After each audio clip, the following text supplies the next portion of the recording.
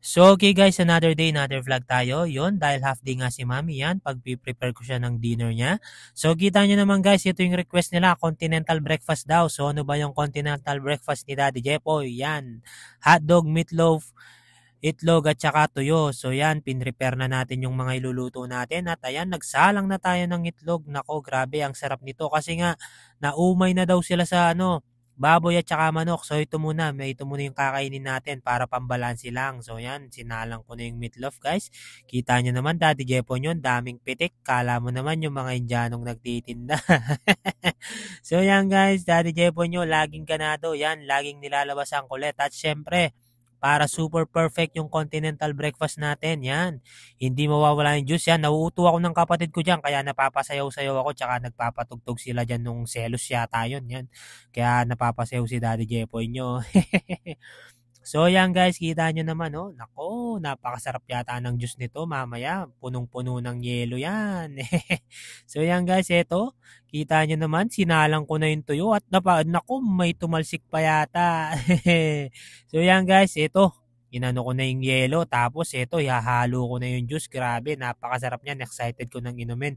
So after nun, syempre, taste test tayo. Nako, Daddy Jepoy, sarap na finger heart pa kayo. Yun, nahanguin ko na yung tuyo. Pinakauli na yun. At syempre, ano pa bang gagawin natin after nito? Ipi-prepare naman natin yung mesa para super perfect na yung pagsaserve natin kay Mami. Voila!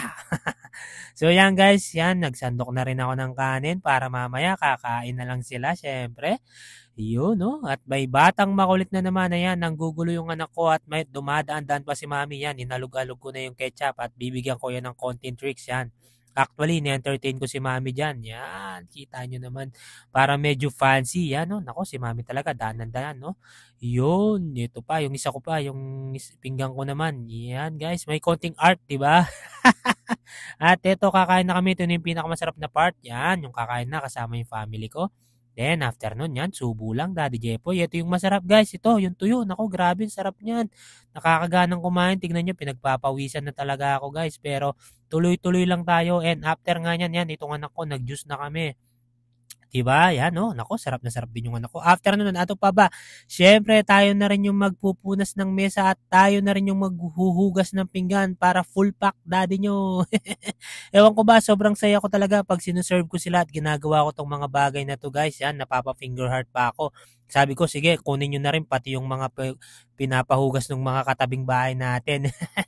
So, after nyan, guys, eto, medyo late na rin to, guys. Yan, punasan muna natin yung lababo, yon after nun, ito, yung mga soft drinks ko pala, yan, ang daming naubos guys kasi sobrang init. So yan, refill tayo para hindi sayang yung lamig nung chiller hangga bukas at mga alak. Yan, tuloy-tuloy lang tayo mga kasari, mga sir, mga ma'am, yan, Daddy Jepo nyo, sobrang saya na naman. Medyo mataas yung benta natin kasi nga daming naubos na inumin. And after nun, ito, magsasara na rin tayo. Papakita ko sa inyo paano ko sinasara yung tindahan, guys.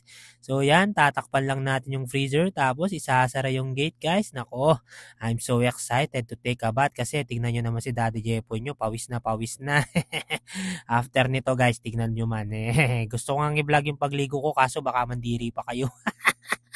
So yan guys, papatayin ko na lang yung mga ilaw. Yan, after nga nito, yan, ipapasok na natin yung mga natin, konting kita guys, yan.